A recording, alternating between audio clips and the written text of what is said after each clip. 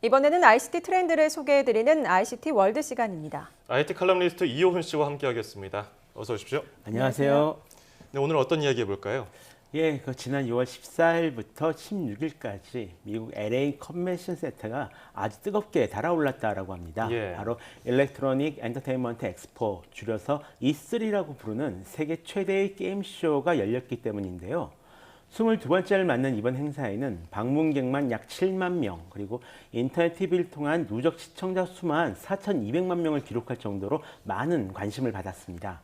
과연 어떤 것들을 보여줬기에 이렇게 많은 관심을 받았을까요? 그래서 오늘은 이 E3 2016에서 발표된 내용을 한번 전해드리려고 합니다. 네, 도대체 뭘 보여줬길래 정말 이렇게 많은 관심을 받았는지 궁금한데요. E3 2016 행사를 정리해보면 어떻게 요약해 볼 수 있을까요? 그냥 간단하게 얘기하자면 게이머들에게 다가가기 위해 노력했던 행사였다라고 얘기할 수 있을 것 같습니다.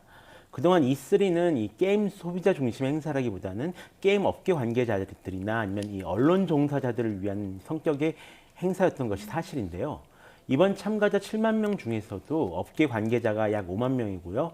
일반 게이머들은 2만 명에 지나지 않았습니다. 게임 소비자가 많이 참가하는 다른 게임쇼와는 성격이 좀 다르죠. 하지만 이번에는 일반 게이머들도 함께 즐길 수 있도록 많은 신경을 썼다라고 합니다. 트위치 TV 등을 통해서 이 행사를 실시간으로 중계하면서 행사의 초점을 언론 보도가 아니라 어떤 팬 미팅 같은 느낌이 들도록 신경 쓴 것이 눈에 띄게 보였는데요. 중요 게임 정보를 E3 이전에 게임사 자체 이벤트를 통해서 미리 공개를 한다거나 아니면 나중에 있을 게임 팬 행사를 위해서 아예 공개하지 않는 일도 있었다라고 합니다.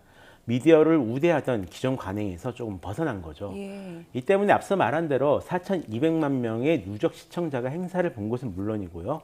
관련 트윗이 한 700만 개나 작성되고 인스타그램에 올려진 사진에는 약 50만 개의 좋아요가 눌러졌다고 합니다. 다만 아쉬운 점도 좀 있었는데요. 좀 이르긴 하지만 이번에 새로운 게임기가 발표될 것인가 아닌가를 놓고 많은 사람들이 좀 기대를 했었거든요. 예. 소니 같은 경우에는 PS 네오라는 이름의 신형 기종 이름이 알려졌었고요.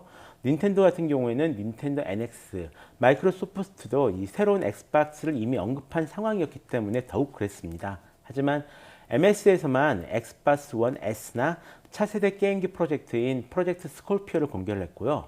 다른 업체에서는 공식 발표를 나중으로 미뤘는데요. 무려 이번에는 발표를 안 한다라고 하긴 했었지만 그래도 은근히 흘러나오는 정보라도 기다렸던 사람들이 좀 많이 있었던 만큼 좀 아쉽기는 한 그런 상황입니다. 예. 대신 게임 발표에 좀 더 충실해졌다라는 것이 그나마 위안이 되겠죠. 그러니까요. 뭐 게임기보다 사실 게임이 어떤 게 나오느냐가 더 관심사일 수도 있는데요. 예. 어떤 게 선보여졌나요? 여전히 좀 게이머들의 마음을 사로잡을 만한 그런 멋진 게임들이 많이 선보였습니다. 예. 네, 하지만 매년 1000여 개가 넘는 게임들이 선보이고 있고요. 또 어떤 게임들은 아직 언제 발매가 될지도 알 수 없기 때문에 때로는 이 소개하는 것이 가끔 망설여지기도 하는데요. 예. 그래도 확실하게 게이머들의 마음을 사로잡았다라고 말할 수 있는 게임들은 몇 가지 있었습니다. 먼저 재미있는 영상을 하나 보실까요? 먼저 보실 것은 2016 전시 마지막 날 게이머들이 게임을 체험해보기 위해 달려가는 장면입니다. 아침 10시부터 기다렸다고 하는데요. 예. 사실 E3에서 보기 굉장히 어려운 그런 장면입니다. 근데 이날이 행사 마지막 날이기도 하고요. 조금이라도 늦으면은 무려 한 4시간 정도를 기다려야 겨우 게임을 체험해볼 수 있었기 때문이기도 예. 합니다. 바로 닌텐도가 내놓은 신작 젤다의 전설 브레스 오브 더 와일드가 게이머들을 달리게 한 주인공인데요. 지난 2014년 E3에서 처음 공개되고 2015년에 나온다 아니면 2016년에는 꼭 나온다 라고 얘기하다가 결국 2017년에 출시될 예정인 게임입니다. 이 젤다의 전설 시리즈가 북미에서도 굉장히 인기가 많은 데다가 이번에는 게임 형태가 조금 바뀌었음에도 불구하고 굉장히 재밌다라는 입소문이 나서 이렇게 큰 반응을 얻은 건데요. 실제로 E3에 출시된 게임 가운데 가장 많이 언급된 게임이라고 합니다.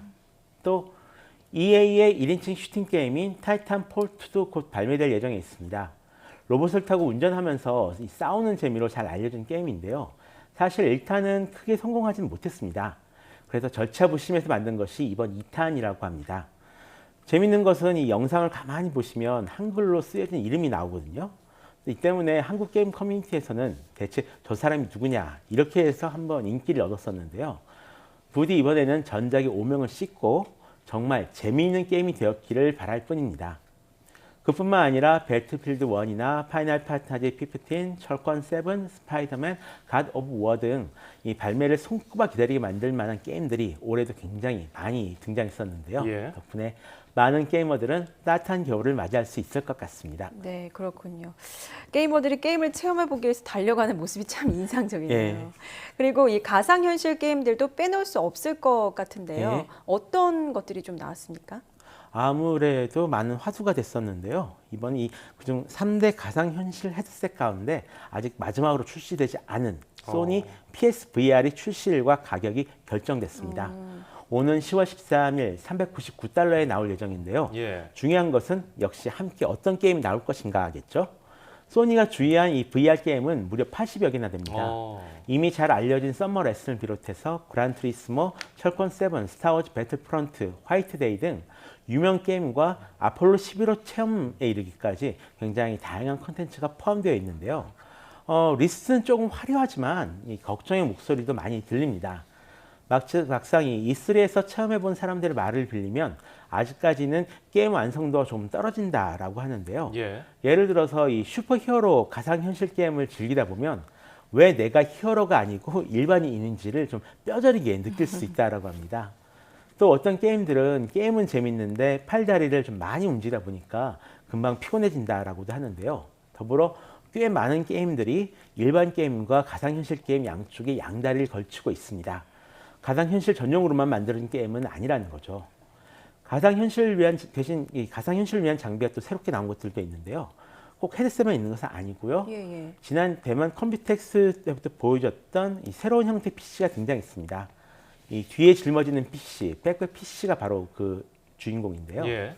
대래 게임 PC 브랜드 에일리언웨어에서 개발 중인 시제품이 이번에 선을 보였습니다. 등에 이렇게 짊어지고 있는 형태 예, PC거든요. 예, 지금 보이네요. 예, 근데 이런 제품이 나온 이유는 지금까지 나온 가상현실 헤드셋의 문제가 바로 케이블이었기 때문이다라고 합니다. 헤드셋을 쓰고 이제 움직이다가 보면 이 컴퓨터와 연결된 선에 걸려서 넘어지는 사람들이 우회적으로 많았다라고 하는데요. 예.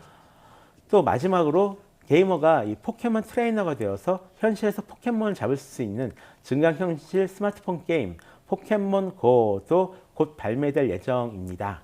현실에서 이 포켓몬을 발견하면 포켓몬 고 플러스라는 주변기기를 이용해서 직접 이 포켓몬들을 포획할 수 있는 그런 게임인데요. 예. 포켓몬을 기억하는 세대들에게는 좀 좋은 선물이 될 것 같습니다. 예, 직접 몸을 써서 하는 게임이 많아졌다는 게 굉장히 특징인 것 같고요. 예. 또 어떤 게임들이 게이머들의 마음을 사로잡을지 지켜봐야겠습니다.